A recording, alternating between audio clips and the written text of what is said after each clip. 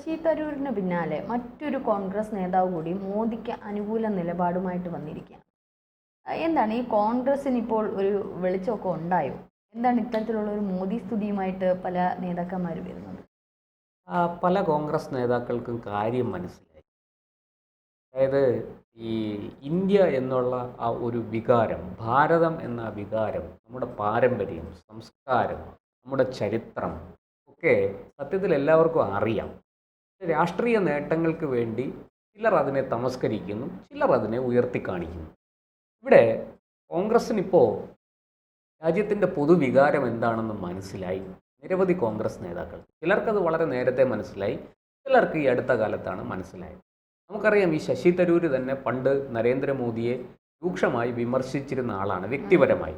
രാഷ്ട്രീയമായിട്ട് അവർക്ക് അതൊക്കെ ചെയ്യാം, അങ്ങോട്ടും ഇങ്ങോട്ടും വിമർശനങ്ങളും ആരോപണങ്ങളും ഒക്കെ ഉന്നയിക്കും, അതൊക്കെ രാഷ്ട്രീയത്തിൽ പതിവാണ്. പക്ഷേ ഒരു സന്നിഗ്ധ ഘട്ടത്തിൽ, ഒരു പ്രതിസന്ധി ഘട്ടത്തിൽ തരൂർ ഞാനൊരു ഇന്ത്യക്കാരനാണ് എന്ന അദ്ദേഹത്തിൻ്റെ ബോധം അദ്ദേഹത്തിനെ കൊണ്ട് ചെയ്യിച്ചത്, അദ്ദേഹത്തിനെ കൊണ്ട് പറയിച്ചത് ഒക്കെ വലിയ കാര്യങ്ങളാണ് അല്ലേ. അദ്ദേഹം തൻ്റെ ആ കളങ്കരഹിതമായ മനസ്സുമായിട്ട് അദ്ദേഹം വളരെ ശക്തമായി ഇന്ത്യ എന്ന വികാരം ലോകത്തിന് മുന്നിൽ ഉയർത്തി കാണിക്കാൻ അദ്ദേഹം സധൈര്യം മുന്നോട്ട് വരുന്ന കാഴ്ചയാണ് നമ്മൾ കണ്ടത്. അതുപോലെ തന്നെയാണ് മറ്റു പല നേതാക്കളും. അസാസുദ്ദീൻ ഒവൈസി, അദ്ദേഹം നരേന്ദ്രമോദിയെയും കേന്ദ്ര സർക്കാരിനെയൊക്കെ രൂക്ഷമായി വിമർശിക്കുകയും ഒരു പലപ്പോഴും അദ്ദേഹത്തിൻ്റെ വാദങ്ങൾ ഒരു മതപരമായ, ഒരു വർഗീയമായ ഒരു വേർതിരിവുകൾ സമൂഹത്തിൽ സൃഷ്ടിക്കുന്നു എന്നുള്ള ആക്ഷേപമൊക്കെ ഉയർന്നിട്ടുണ്ട്. പക്ഷെ ആ അസാസുദ്ദീൻ ഒവൈസി വളരെ ശക്തമായിട്ട് നമ്മുടെ ശത്രുവിന് നേരെ ആഞ്ഞടിക്കുന്ന കാഴ്ചയാണ് ലോകം മുഴുവനും കണ്ടത്. സത്യത്തിൽ എല്ലാവരെയും ഞെട്ടിച്ചു അത്.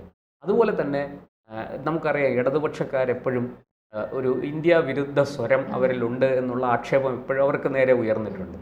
അവരുടെ ഏറ്റവും വലിയ, ഇന്നത്തെ പാർലമെൻറ്റിലെ ഏറ്റവും വലിയ കുന്തമുനയായ ജോൺ ബ്രിട്ടാസ്, അദ്ദേഹം ഇതെന്നത് രാജ്യത്തിൻ്റെ വിശാല താല്പര്യത്തിന് വേണ്ടി ഞാൻ എൻ്റെ രാഷ്ട്രീയം മാറ്റിവെക്കുന്നു എന്ന് പറഞ്ഞ് രംഗത്തേക്ക് വന്നിരിക്കുകയാണ്. ഇങ്ങനെ നിരവധി നേതാക്കൾ വന്നിരിക്കുന്നു. അതിൽ ഏറ്റവും ഒടുവിലായിട്ട് സൽമാൻ ഖുർഷിദ് എന്ന കോൺഗ്രസ് നേതാവ്, അദ്ദേഹം മുൻ വിദേശകാര്യ സഹമന്ത്രിയാണ്. അദ്ദേഹം എല്ലാ കാലത്തും BJP അതിരൂക്ഷമായിട്ട് വിമർശിച്ചിരുന്ന ഒരാളാണ്. ഇപ്പോഴിതാ അദ്ദേഹം ശശി തരൂരിന് പിന്നാലെ ഇന്ത്യ എന്ന ആ ഒരു വികാരത്തിൻ്റെ ആ ഒരു വേലിയേറ്റത്തിൽ അദ്ദേഹവും ഒഴുകിയെത്തിയിരിക്കുകയാണ്. അദ്ദേഹവും വളരെ ശക്തമായിട്ട് നമ്മുടെ രാജ്യത്തിന് വേണ്ടി വിദേശ രാജ്യങ്ങളിൽ സംസാരിക്കുന്ന, അല്ലെങ്കിൽ അവിടെ വാദിക്കുന്ന കാഴ്ചയാണ് നമ്മൾ കണ്ടത്. അത് സത്യത്തിൽ കോൺഗ്രസ്സിൽ അത് മനസ്സിലാകാത്തത് ഇന്നത്തെ ഈ സോണിയ പരിവാർ എന്ന് പറയുന്ന സോണിയയ്ക്കും മകൻ രാഹുലിനും മകൾ പ്രിയങ്കയ്ക്കും അവരെ ചുറ്റിപ്പറ്റി നിൽക്കുന്ന ഒരു ഉപജാപക സംഘമുണ്ട്. ആ ഉപജാപക സംഘത്തിന് മാത്രമാണ്. വാസ്തവത്തിൽ മല്ലികാർജുന ഖാർഗെയ്ക്ക് പോലും ആ നിലപാടിനോട് യോജിപ്പില്ല എന്ന് അദ്ദേഹത്തിൻ്റെ ശരീരഭാഷ കണ്ടാൽ മനസ്സിലാവും. പിന്നെയും എന്തുകൊണ്ട് അവരിങ്ങനെയൊക്കെ നിൽക്കുന്നു എന്ന് ചോദിച്ചാൽ അത് മറ്റൊന്നുമല്ല, ഈ സോണിയ കുടുംബത്തെ ആശ്രയിച്ച് കഴിയുന്ന കുറച്ച് ആൾക്കാരാണ്. ഇപ്പോൾ കോൺഗ്രസിൻ്റെ വക്താക്കളൊക്കെ ശശി തരൂരിനെ ആക്ഷേപിച്ചത് അദ്ദേഹം BJPയുടെ സൂപ്പർ വക്താവ് ചമയുന്നു എന്നാണ്. അദ്ദേഹം വാസ്തവത്തിൽ BJPയുടെ വക്താവല്ല, ഇന്ത്യയുടെ വക്താവായാണ് മാറിയത്. ഇവർ ഇതിൽ രാഷ്ട്രീയം കലർത്തുകയാണ്, അദ്ദേഹം രാഷ്ട്രീയം കലർത്തുന്നില്ല.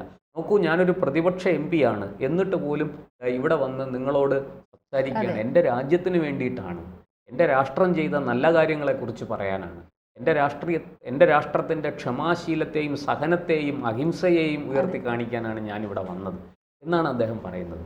വളരെ കൃത്യമാണ് തരൂരിൻ്റെ നിലപാട്.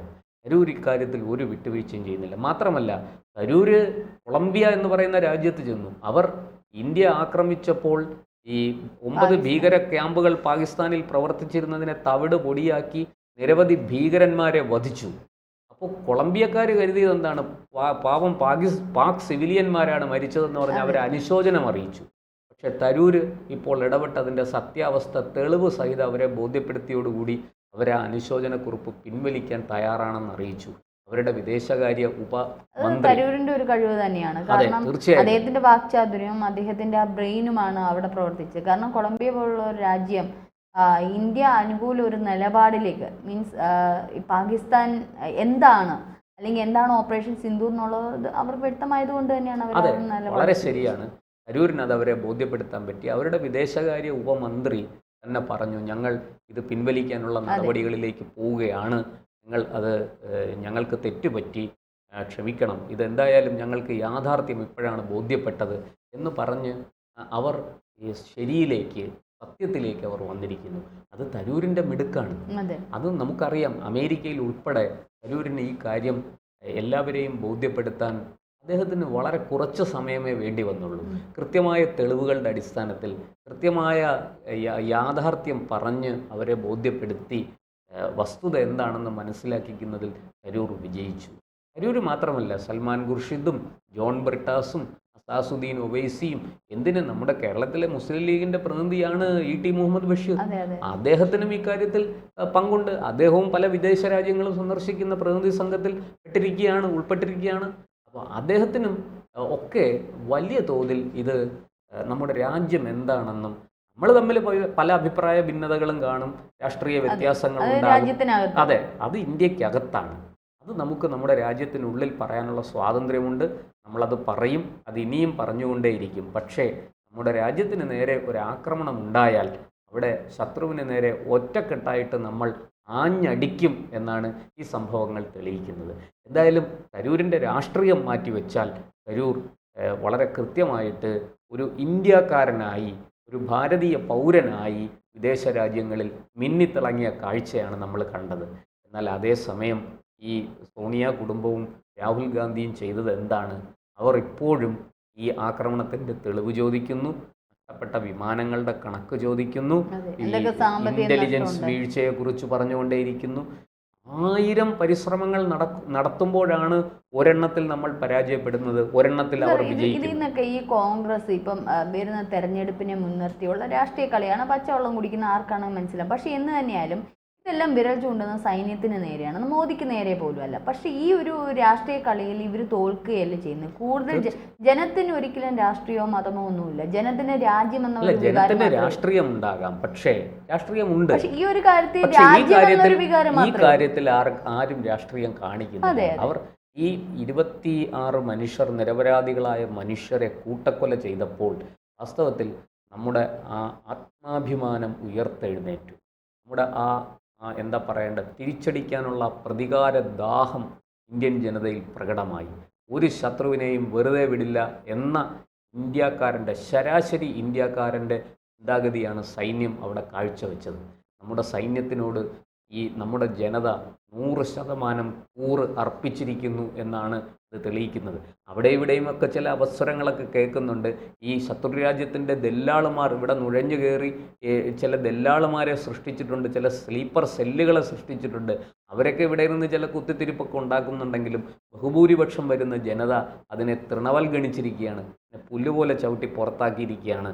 അതിനൊന്നും അവർ വഴങ്ങിയിട്ടില്ല, അവർ വഴിപ്പെട്ടിട്ടില്ല. മറിച്ച് ഒറ്റക്കെട്ടായി അവർ സൈന്യത്തിൻ്റെ പിന്നിൽ അണിനിരക്കുന്നത്, സൈന്യത്തിനെ പിന്തുണയ്ക്കുന്ന കാഴ്ചയാണ് നമ്മൾ കണ്ടത്. എന്തായാലും ഒരു കാര്യം സത്യമാണ്, ഈ നമ്മളെ ഉപദ്രവിക്കാൻ വരുന്ന ശത്രുവിനെ ഇനി എന്തായാലും വെറുതെ വിടാൻ നമ്മൾ ഉദ്ദേശിച്ചിട്ടില്ല.